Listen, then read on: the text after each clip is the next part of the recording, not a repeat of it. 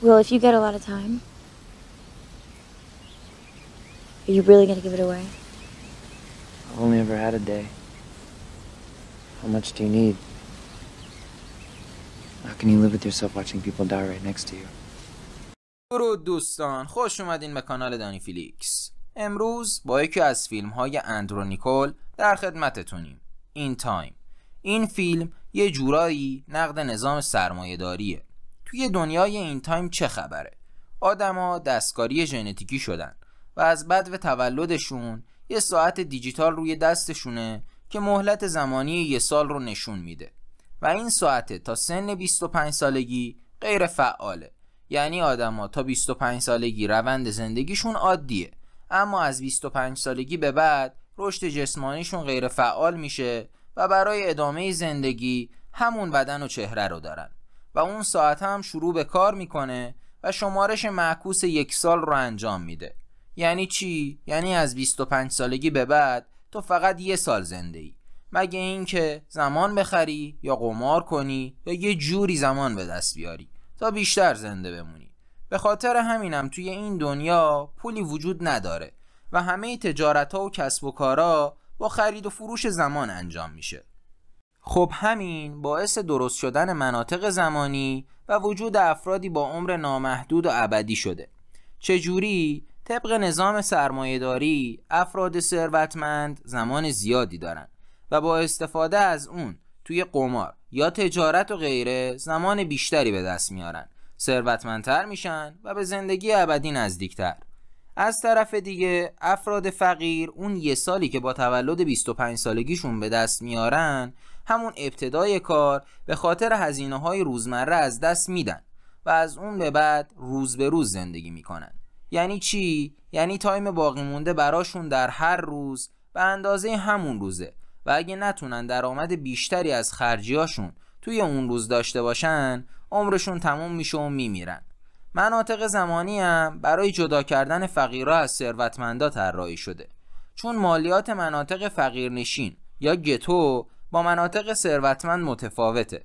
چجوری مناطق زمانی؟ مثلا شما برای عبور از هر منطقه زمانی نیاز داری یک مقداری از زمان تو که حداقل 1 ماه هست بدی و وارد منطقه زمانی بهتری بشی که نهایت این منطقه نیو گرینویچه که برای وارد شدن بهش باید 1 سال از زمان تو بدی و محله ثروتمندانه. شخصیت اصلی داستان ویل سالاسه که از گتو هست و طی یه سری اتفاق با یه شخصی به اسم هنری همیلتون برخورد میکنه که حدود 100 سال زمان داره. زمان دزدا میخوان این زمان ازش بگیرن و بکشنش. ویل هنری رو نجات میده و داخل یه ساختمون قایم میشن. اونجا هنری به ویل این واقعیت رو یادآوری میکنه که برای ابدی شدن یه عده میلیون‌ها فقیر باید بمیرن و برای همین مناطق زمانی وجود دارن و یهو توی یه روز توی گتو مالیات‌ها و هزینه‌های زندگی زیاد میشه. در نهایت هم میگه که 108 سالشه و از زندگی خسته شده و دوست داره بمیره. اینجا از ویل میپرسه که اگه این زمانو داشت چی کار میکرد؟ ویل هم میگه مطمئناً تلفش نمیکردم. موقعی که ویل میخوابه هنری میاد زمان خودشو به ویل انتقال میده و فقط 5 دقیقه‌شو برای خودش نگه میداره و میره روی پلی تا راحت بمیره. ویل بیدار میشه و متوجه زمانش میشه و میبینه روی شیشه نوشته زمان منو هدر نده. پس میره که جلوی هنری رو بگیره. منتها دیر میرسه و هنری با 0 شدن زمانش میمیره و میفته توی رودخونه. دوربین مداربسته بالای پل هم این اتفاقو ضبط میکنه. ویل با زمانی که به دست آورده میره پیش دوستش بورل و بهش 10 سال هدیه میده که بعداً معلوم میشه بورل جنبه این زمانو نداشته و با کل این تایمش رفته به بار و تا سرحد مرگ مست کرده و مرده. از طرف دیگه مادر ویل که تولد 50 سالگیشه 3 روز تایم داشته که 2 روزش رو بابت تصفیه وام میده و مابقیش هم برای خورد و خوراک و براش 1.5 ساعت میمونه. وقتی میخواد سوار اتوبوس بشه که برگرده پیش ویل میفهمه کرایه اتوبوس از 1 ساعت شده 2 ساعت و راننده هم قبول نمیکنه که وقتی رسیدن مابقیشو پسرش بده و سوارش نمیکنه. اونم مجبور میشه کل مسیر رو بدوه تا به ویل برسه که بهش تایم انتقال بده، ولی توی ثانیه‌های آخر موفق نمیشه و مرده توی بغل ویل میفته. خب یه گروهی وجود دارن به اسم تایم کیپر یا زمان نگهدارها که جسد هنری رو پیدا میکنن و میبینن کل زمانش صفر شده. فرمانده این تیم شخصی به اسم ریمون لیون هست که بعداً میفهمیم اون هم از گتوه. ریمون از دیدن فیلم دوربین مداربسته میفهمه باید دنبال ویل بگرده. اینم متوجه میشیم که ریمون پدر ویل رو میشناخته. از اون ور ویل هم که کینه ثروتمندا رو به خاطر شرایطی که باعث مرگ مادرش شده به دل گرفته، یه ماشین خبر میکنه و تمام مناطق زمانی رو طی میکنه تا برسه به نیو گرینویچ و انتقامش رو بگیره. توی نیو گرینویچ چون همه مردم تایم زیادی برای زندگی دارن، کاراشون خیلی آروم انجام میدن. مثلا آروم راه میرن یا آروم غذا میخورن. اما چون ویل از گتو اومده و اونجا به صورت روزانه زندگی میکرده، باعث شده عادت کنه که بخواد همه کارا رو سریع انجام بده. برای همینم یه جورایی باعث میشه کاراش از نظر بقیه مردم نیو گرینویچ تو چشم بیاد و عجیب به نظر برسه. و اما کی این موضوع رو خودش میفهمه؟ وقتی بعد از غذایی که توی رستوران خورده میخواد به پیشخدمت پاداش بده، پیشخدمت بهش میگه به نظر میرسه مال اینجا نیستش، چون همه کارا رو یه مقداری سریع انجام میده. اینجا ویل سعی میکنه یه مقداری آرامش و آسودگی توی رفتارش درست کنه، ولی خب همین مدت زمانی که مشکوک بوده باعث میشه ریمون بتونه از طریق دوربین‌های مداربسته نیو گرینویچ بفهمه که اون کجاست. توی این صحنه متوجه یه دختری میشیم که دائما ویل رو زیر نظر داره. انگار نوع رفتار با عجله اون براش جالب و عجیبه که بعداً با این دختر آشنا میشیم. ویل پوکرباز قهاریه، برای همینم میره به یه کازینو تا بتونه زمان بیشتری برای رسیدن به هدفش به دست بیاره. طی بازی با شخصی به اسم فیلیپ وایس آشنا میشه که 105 سالشه. ویل توی قمار باهاش یه ریسک خیلی سنگین میکنه، جوری که زمانش نزدیک به صفر میشه، ولی خب در نهایت بازی رو میبره و 1100 سال به دست میاره و باعث میشه فیلیپ تایم زیادی رو از دست بده. اینجا با دختر فیلیپ سیلویا آشنا میشیم که دقیقاً همون دختریه که ویل رو زیر نظر داشته و براش جالب بوده. سیلویا پدرش رو ترغیب میکنه برای مهمونی شب بعدشون ویل رو دعوت کنن تا شاید فیلیپ بتونه یه مقداری از تایمی که به ویل باخته رو دوباره به دست بیاره. ویل هم قبول میکنه و به مهمونی فیلیپ میره. اونجا سیلویا سر صحبت رو باهاش باز میکنه و میگه که اونو در حال دویدن و انجام با عجله کاراش دیده، که اونو یاد آدمایی میندازه که از گتو اومدن و به این آدما حسودیش میشه.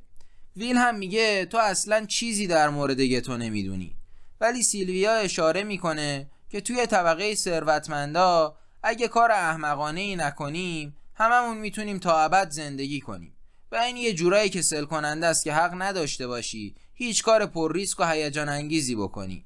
اینجا ویل سیلویا رو میبره به حیاط پشتی خونه‌شون که راه به دریا داره و با همدیگه میرن تو آب که شنا کنن.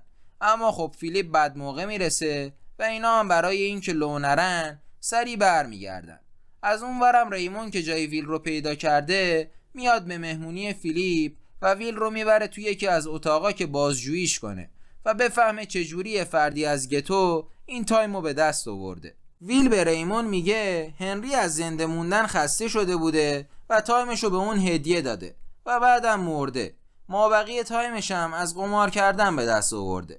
ریمون میگه هنری اندازه هزاران سال تایم داشته و تقریبا میتونسته تا ابد زندگی کنه و باور نمیکنه یه فرد ابدی بخواد بمیره. ویل هم میگه اگه دنبال این تایم گم شده میگرده باید همه افراد اینجا رو دستگیر کنه، چون با اون تایم قمار شده و اون تایم تقسیم شده. ریمون هم میگه من دنبال عدالت نیستم و یه تایم کیپرم و کارا رو ساده میگیرم و در نهایت هم کل تایم ویل رو ازش میگیره و فقط 2 ساعت براش باقی میذاره. ریمون در آخر به ویل میگه باباشو میشناخته و پدرش برخلاف چیزی که فکر میکرده توی یه مبارزه بر سر زمان نمرده و یه چیزی به دست آورده و میخواسته کار خطرناکی بکنه، برای همین کشتنش. ویل میاد از موقعیت استفاده میکنه و سیلویا رو گروگان میگیره تا بتونه فرار کنه. این کارم میکنه ولی سیلویا که ترسیده ازش میخواد بذاره اون بره. ویل هم میگه نمیتونه چون اون کلید زنده موندنشه و ازش میخواد مقداری از 10 سال تایمی که داره رو بهش بده، ولی سیلویا قبول نمیکنه. ویل هم میگه حداقل دستشو بپوشونه، چون اگه بفهمن 10 سال داره هر کاری میکنن تا اونو از دستش در بیارن. وقتی دارن فرار میکنن، زمان دزدا براشون تله میذارن و ماشینشون رو چپه میکنن و میان تایم سیلویا رو وقتی بیهوشه ازش میدزدن. سیلویا هم وقتی به هوش میاد میبینه فقط نیم ساعت زمان داره و خیلی میترسه و از ویل میخواد بهش کمک کنه. ویل هم میگه اون موقع به من کمک نکردی و الان توقع کمک داری، ولی خب یکم از زمانشو باهاش تقسیم میکنه و بعدم میرن که گوشواره‌های الماس سیلویا رو بفروشن تا یکم زمان به دست بیارن. جواهر فروشم وقتی میبینه اینا وقت زیادی ندارن نامردی میکنه و میگه فقط 2 روز به خاطر الماسا بهشون میده. اونا هم مجبور میشن که قبول کنن.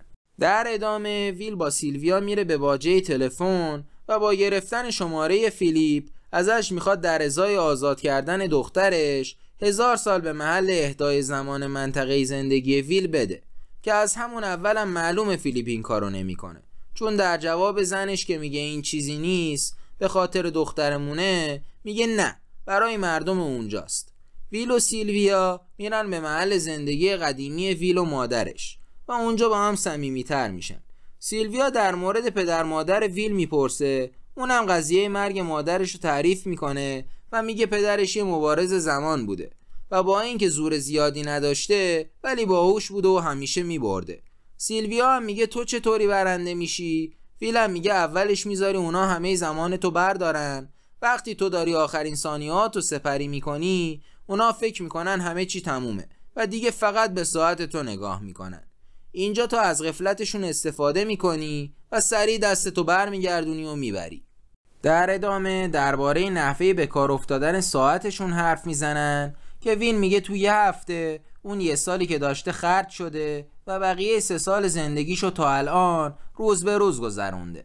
سیلویا میگه 27 سالشه و وقتی ساعت شروع به کار کرده اول آینه رو دیده، چون قراره تا آخر عمر همین قیافه و بدن رو داشته باشه و باباش هم برای جشن گرفتن 25 سالگیش 10 سال بهش هدیه داده. صبح وقتی میرن چک کنن ببینن شرطی که ویل گذاشته انجام شده، میبینن زهی خیال باطل و خبری از زمان اهدایی نیست. سیلویا هم خیلی ناراحت میشه که باباش براش ارزشی قائل نیست. ویل سیلویا رو میبره به همون باجه تلفن و میگه زنگ بزن بیان دنبالت و یه اسلحه هم بهش میده برای محافظت از خودش. بعدم میره اون ور باجه میشینه. سیلویا موقعی که داشته با باباش حرف میزده ریمون رو میبینه که اسلحه به دست به سمت ویلی میره که حواسش نیست. برای همینم به ریمون شلیک میکنه تا ویل رو نجات بده و اینطوری خودش هم مجرم شناخته میشه و باید با ویل فرار کنه. ویل میره سراغ ریمون زخمی و میبینه تایمی نداره که بخواد ازش برداره. ریمون هم با پوزخند میگه ما روزانه تایم میگیریم. ویل هم که میبینه اینطوری پیش بره ریمون زنده نمیمونه، یکم بهش زمان انتقال میده و با ماشین ریمون همراه سیلویا فرار میکنه. از اون ورم فیلیپ سعی میکنه با رشوه دادن به ریمون باعث شه دخترش تبرئه بشه و ظاهرسازیشه که همه چی تحت کنترل ویل بوده، ولی ریمون قبول نمیکنه و میگه حکم جلب سیلویا رو گرفته.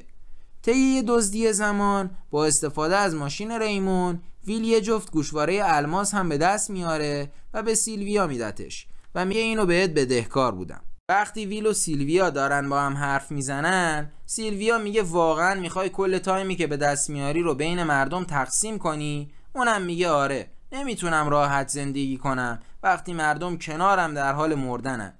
سیلویا هم میگه میتونم بهت کمک کنم زمانی که دنبالشی رو به دست بیاری و میرن به یکی از بانک‌های زمان فیلیپ و کلی کپسول زمان ازش میدزدن.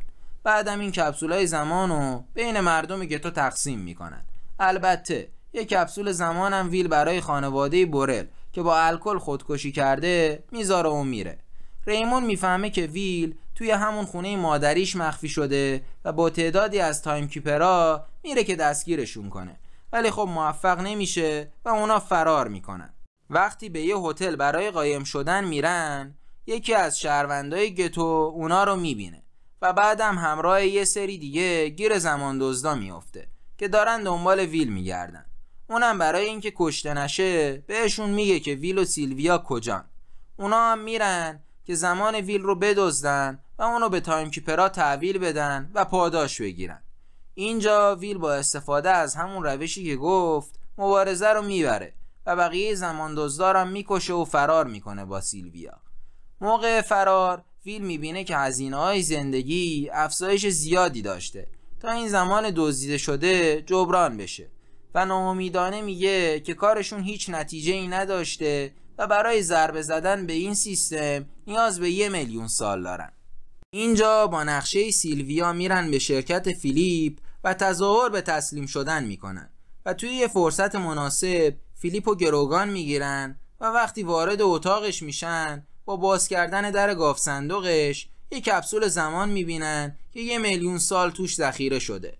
اونو میدزدن و میبرن که بین مردم گتو تقسیمش کنن. فیلیپ هم وقتی اونا میخوان کپسول رو بدزدن بهشون میگه قرار گرفتن 1,000,000 سال توی یه منطقه زمانی اشتباه سیستم رو زمینگیر میکنه و ویل هم میگه دقیقاً قصدشون همینه و نمیخوان کسی با عمر ابدی وجود داشته باشه.